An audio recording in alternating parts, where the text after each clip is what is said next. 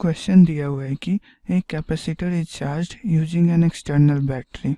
हमें एक कैपेसिटर दिया हुआ है और उसको हम लोग चार्ज कर रहे हैं एक एक्सटर्नल बैटरी की मदद से with A resistance x in series, और उसके साथ सीरीज में हमने एक रेसिस्टेंस जिसकी वैल्यू एक्स है उसको कनेक्ट कर रखा है। The dashed line shows the variation of L N I. ये जो डायग्राम है उसमें डैश्ड लाइन जो है, ये वाली लाइन, वो एल एन आई की वेरिएशन को शो कर रहा है with respect to time, time के रिस्पेक्ट में, ये वाली। If the resistance is change to 2x, अब रेसिस्टेंस को 2x कर देंगे तो the new graph will be, तो जो नया ग्राफ होगा वो क्या होगा, यानी कि रेसिस्टेंस को हम लोग डबल कर रहे हैं। तो अब आप सिंपल सा चार्जिंग सर्किट का डायग्राम बना के मैं एक्सप्लेन कर देता हूँ होता क्या है एक्चुअली में। ये कैपेसिटर है जिसकी वैल्यू C है, इसकी वैल्यू R है। अब इसको हमने एक सेल से कनेक्ट कर रखा है। अब क्या होगा, हम लोग अब चार्जिंग का ये इक्वेशन लिखते हैं। चार्जिंग का इक्वेशन क्या हो जाता है, I is equal to I naught e to the power minus t by R C. यहाँ पे मैं इस EMF की वैल्यू V मान ले रहा हूँ। अब ये जो इक्वेशन हमारे पास है उसी इक्वेशन की मदद से हम ln I और t में रिलेशन फाइंड कर सकते हैं। आप क्या लिख सकते हो, दोनों साइड आप क्या कर लो, लॉग ले लो, ln ले लो। ln I is equal to आप लिख सकते हो ln I naught minus t by R C. ये प्रोडक्ट वाला टर्म समेशन में आ जाएगा, फिर ये माइनस साइन यहाँ पे आ जाएगा। तो अब इसको क्या लिख सकते हो आप, ln I is equal to minus 1 by R C into t plus ln I naught. ये हमारा फाइनल इक्वेशन आया। अब इसी इक्वेशन के अकॉर्डिंगली ये डॉटेड लाइन दिया हुआ है। ये डॉटेड लाइन में ये जो वैल्यू है ln I नॉट, ये इस पॉइंट को रिप्रेजेंट कर रहा है, और ये जो स्लोप है इस लाइन का वो माइनस 1 बाई आर सी के इक्वल है। अब क्वेश्चन में क्या है, वैसे हम लोग I नॉट की वैल्यू पता कर सकते हैं। I naught current in the circuit at t is equal to 0, at time 0 होता है। तो यहाँ पे I नॉट का वैल्यू जो है वो V बाई आर होगा। t इज इक्वल टू 0 पे जब चार्जिंग शुरू किया है हमने, तब कैपेसिटर कोई भी करंट का ब्लॉकेज नहीं प्रोवाइड करता है और फुल्ली करंट फ्लो करता है। तो I नॉट की वैल्यू यहाँ पे V बाई आर होगी। अब वो केस को देखते हैं जब रेसिस्टेंस जो है वो 2 टाइम्स कर दिया गया है। अब क्या होगा कि I naught initial current t is equal to 0 पे जो करंट होगा वो V बाई 2R हो जाएगा, क्योंकि पहले से करंट रेसिस्टेंस अगर R है तो अब 2R है, तो अब ये वैल्यू I नॉट की V बाई 2R होगी। अब t इज इक्वल टू 0 पे V बाई 2R करंट जाएगा। वैसे ये R की वैल्यू x दी हुई है तो हम लोग इसको V बाई 2x लिख सकते हैं।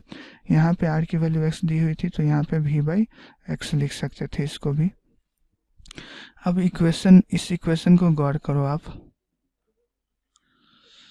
इस इक्वेशन में क्या है, ln I is equal to क्या हो जाएगा अब, माइनस 1 बाई आर के जगह पे 2RC, कैपेसिटर में कोई चेंजिंग नहीं लाया गया है, into t plus ln I not हो जाएगा।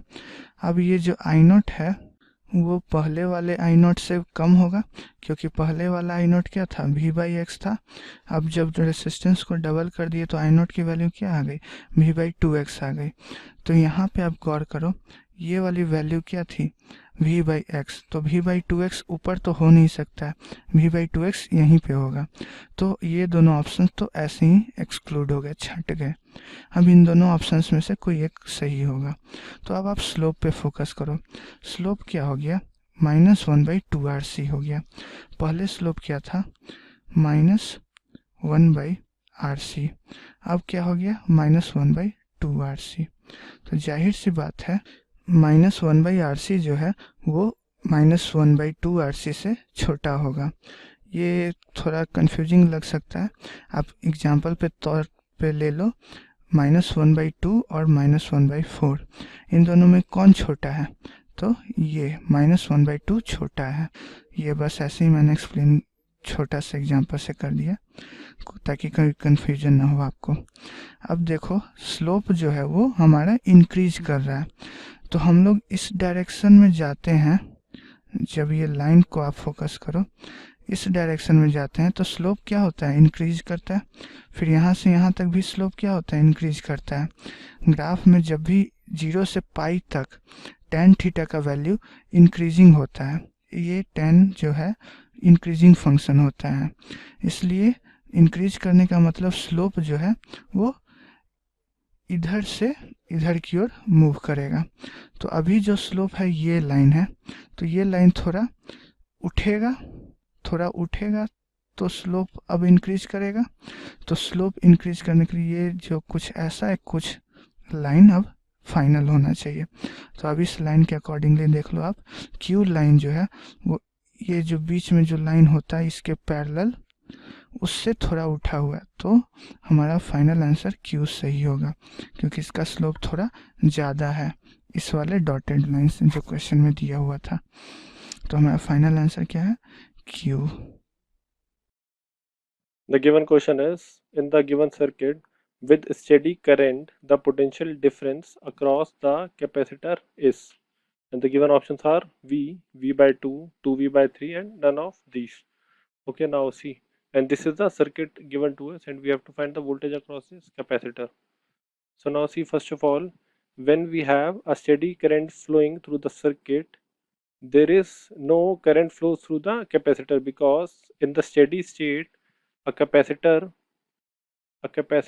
gets fully charged and it acts as open circuit.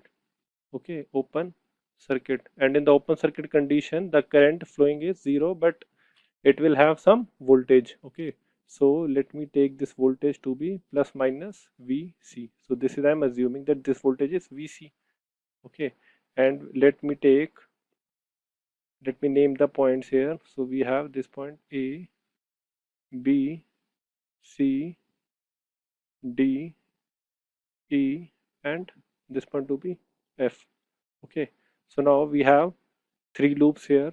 Okay, so let me apply the KVL one by one and let's find out the value. And from one thing here, see, the current flowing through this branch would be BAFE would be 0. Okay, because this capacitor is open circuit. So if I assume some current I is flowing from here, so it will follow this path I, and it will go from here I, and it will return from this path here only. So no current is going in this branch because capacitor is open circuited. So now let me apply the KVL one by one. Okay, so KVL is Kirchhoff's voltage law, which states that the voltage across each element in a closed loop is 0. Okay, the sum of all the voltages across each element is 0. Okay, so now let me apply the KVL once in loop B, E, D, C, B first. Okay, so let me write the polarities first. We will have the polarities like this. Okay, so now let me start from this potential V. So we have, see, potential is decreasing here from plus to minus, so we will have minus V. Next element is the resistor, and again see, potential is decreasing from plus to minus, so we will have minus I into R. Next element is this resistance, so we can see the potential is decreasing from plus to minus, so we will have again minus I into R.